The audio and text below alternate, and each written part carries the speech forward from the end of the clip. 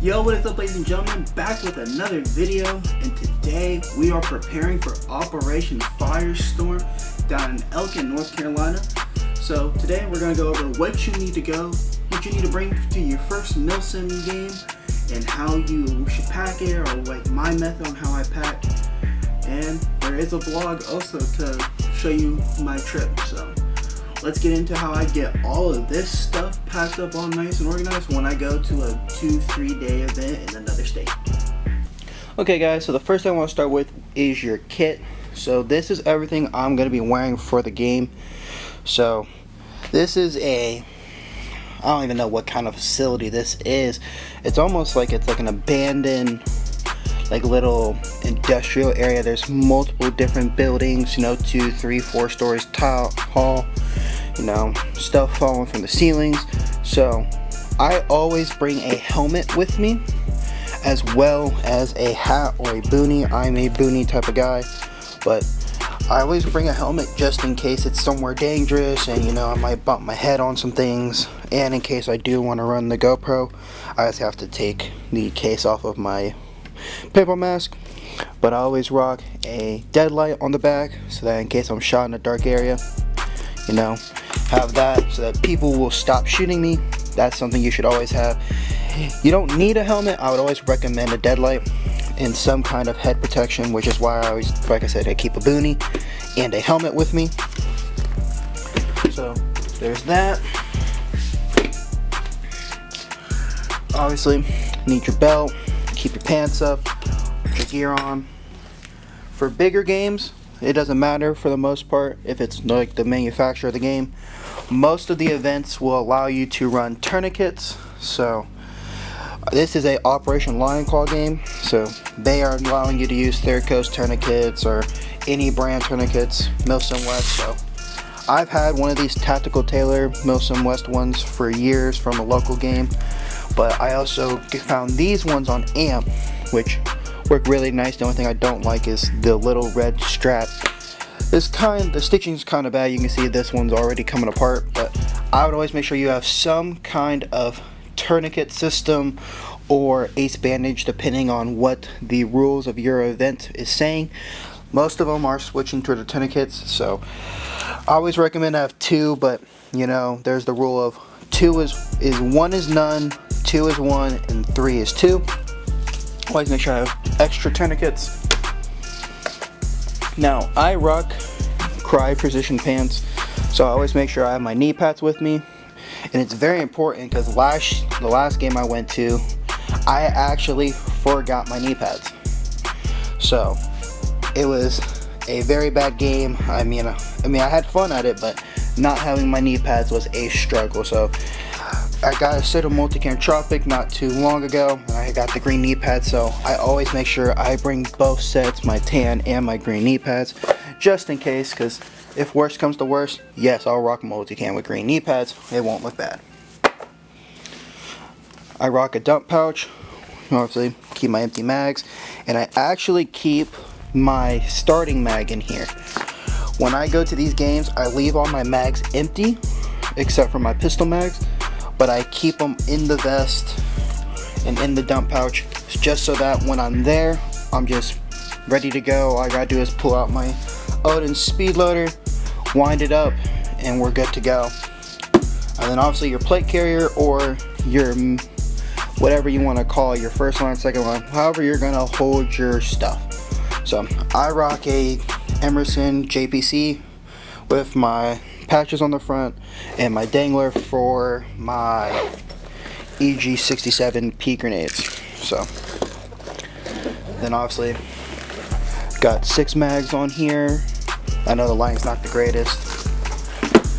My little fake GMR mini map with some of my event patches. Stonebreaker 2019. Let me turn this around so you guys can maybe see it better. Stonebreaker 2019, Red Storm East 2018.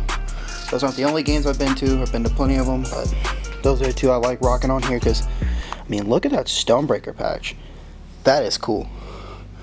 I got my bow thing already hooked up, ready to go. And then obviously I will load this up later, but just make sure you have all of your kit situated for the game that you're going to. And then I've already got my pistol and the holster ready to go. All I gotta do is just gas it up when we get there. And other than that, I'd always make sure you guys have a good gear bag to store your stuff in. So this one right here is actually it was my dad's originally, but he thought it was gonna be too small for him. But this is a Condor gear bag. So I store all my stuff in here. I store my, I don't know if you can see it, that's my hard case for my Oakley M frames. I keep my regulator for my HPA tanks in there. I just got this Glock recently for my birthday, so I'm still bringing the original one that I used, but certainly I'm going to be getting rid of this. So normally I don't bring two pistols. This game I am. I've got my gloves here in this side compartment. On this other side compartment, death rags, death rags, death rags. Make sure you have death rags. If you don't have a death rag by now, I'd invest in one. Literally, just a red shop towel will work, so that people will stop shooting you. It's ridiculous that even experienced players these days do not bring death rags to the field. Like, what are you guys doing? So I'm gonna get this bag all packed. I have everything I need, and then I will show you what else I do to prepare for these games. And boom, just like that, gear bag off to the side, ready to go, ready to get thrown in the car. Next thing we want to talk about is all of your accessories, all the things that you need to make sure that you get on the field and that you don't have to buy later. So what I do is, as you can see, I've got my batteries, green gas, extra grenades, BBs, stuff like that. I keep it all in a separate bag. So this is, again, like an old Condor bag I've had for probably the last, I don't even know, maybe 7 years of playing. So just a little cheap assault pack. I don't wear this onto the field. Normally I'll leave this in staging. Now, like open plays where you can't really get to your car, I will take this onto the field, but that's not part of my regular kit. It always either stays in the car in staging or at like your little local base, depending on what type of game you're going to. So these are things you're going to need for your games. Now, most events are going to require you to have bio BBs. My brand of choice is the Vulcan ones. I've found them to be very consistent, and I always bring 3 different weights because I don't go play at these games alone. I play with my dad, I play with my other friends, and I always keep 2 5s on me for pistols or for SMGs or my LMG, just because I don't want to be shooting a lot of money downrange. I'll keep 2 8s on me for my AEGs that shoot around 380, and then I keep my 3 2s for any of my HPA guns. So I always bring 3 different weights. Always make sure I have plenty of BBs on me because I don't want to spend more money at the events, because if you've ever been to an event and you forgot something, the vendors always charge more than what they normally charge on their website. So I'll normally keep all of my BBs in one compartment.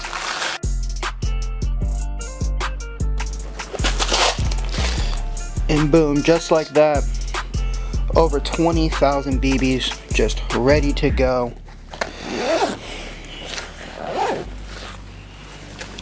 Next compartment in my bag, I keep all of my, what I would consider, power equipment. And by that, I mean my batteries. I keep all my batteries in LiPo safes. So, and as you see, I wrote 7.4, mainly for my JST batteries for any HPA guns. For your FCU, 11.1 LiPos. I try to keep my system as idiot proof as possible, so if any of my friends are like, hey, I need a battery, hey, get it out the 11.1 LiPo section. Next thing, I'm a green gas guy, but my dad and some of my friends are CO2 users. So I always keep CO2. There's a tool in here for it. I always bring about 10 cartridges, but plenty of CO2. The other thing for these really big games there's a lot of them. You're going in and out of buildings, in and out of dark places. CR123 batteries for flashlights, PEC boxes, stuff like that. You never want to be out of these, especially with like the FMA PEC boxes and stuff. They die so fast. So I always keep rolls and rolls of those batteries on me. And like I said, you seen I have the EG67 pea grenades. Like I said, depending on the event, if I have to bring this onto the field and I don't want to stop at the car to get to my box of them, always keep 4 here in this little front pouch. And then the last thing I always keep in here in this little front section is a can of silicone spray. You never know when you need to lube up a barrel to clean it, or if you have to do any kind of maintenance, and green gas for my pistols. So let me loosen this up, and boom, second bag is done. Singe it all down. There we go. And just like that, I have all of my powering equipment, all my accessories I need to make sure I'm gonna have a good time on the field, all bundled up, ready to go. Next thing you're gonna want to make sure you have, and this isn't for everybody, but it is all of your HPA tanks. So let me get that all together. So like I said, this section doesn't apply to everybody, but making sure you have all your HPA stuff ready to go. So I actually have an air stock, so I also keep these 13 cubic inch tanks on me. I have my 4 big tanks. I always keep a spare regulator and spare line just in case. You never know what's going to happen. Like I said, 1 is none, 2 is 1, 3 is 2. So looking at my gear now, I have sold, for my personal collection, not counting my dad's stuff, all of my guns that I need a external regulator for. So right now we're bringing 3 regulators for 1 person, but I'll probably end up selling one of these later. And the other key thing that I would recommend everybody has is a pack of O-rings. There was a game we went to not too long ago, maybe within like the last 2 years, where the O-ring on the tank was damaged, and every time you screwed it onto your external regulator, it would just start leaking through the little hole right here. Turns out my tank wasn't broken, my regulator wasn't busted, it was just that the O-ring was damaged. So I always keep a 5-pack of O-rings on me, and again, just like how I keep all my other bags together, I make sure I keep a bag dedicated just to my HPA stuff. So keep all my spare parts up here in this little top compartment. And most of the time I still need to buy a new tank cover, but I'll throw tank covers on my tanks so that when they're in here and when we're going to these games, that when they bounce around they're not damaging each other. So I always put my big tanks in the main compartment, and then I'll put my 13 cubic inch tanks here on the side, since they're really small.